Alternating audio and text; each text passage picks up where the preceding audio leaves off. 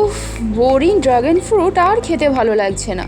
নতুন কিছু ট্রাই করতে ইচ্ছা করছে, যা হেলদিও হবে আর টেস্টিও হবে। এই মনের কথা যদি আপনার হয় তাহলে এই রেসিপিটা আপনার জন্যই। এই পিঙ্ক ড্রাগন ডিলাইট যেমন বর্ণে তেমনি গন্ধেও মন প্রাণ একেবারে মাতিয়ে দেবে। প্রথমে আমরা ড্রাগন ফ্রুটটি ছাড়িয়ে কেটে নেব। এখানে আমি সাদা রঙের ড্রাগন ফ্রুটটি নিয়েছি, আপনারা চাইলে গোলাপি বা হলুদ রঙের ড্রাগন ফ্রুট নিতে পারেন। এই ড্রাগন ফ্রুটটির কিছুটা অংশ ছোট করে কেটে গার্নিশিংয়ের জন্য তুলে রাখবো, আর বাকি অংশটা মাঝারি আকারে কুচিয়ে নেব। এরপর আমি এতে অত্যন্ত স্বাস্থ্যকর ও এই গরমের পরম বন্ধু টক দই মেশাবো, যা ড্রিঙ্কটাতে একটা ক্রিমি টেক্সচার এনে দেবে ও হজমেও অনেক সাহায্য করবে।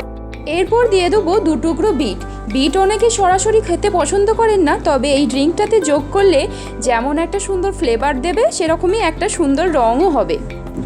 মিষ্টির জন্য আমি এখানে খাঁটি মধু ব্যবহার করেছি, তবে আপনারা চিনি ব্যবহার করতে পারেন। এতে পরিমাণ মতো দুধ ও কটা কাজু দিয়ে দেবো।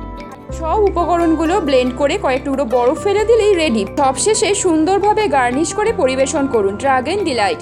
বাড়িতে এটা অবশ্যই ট্রাই করে জানাবেন।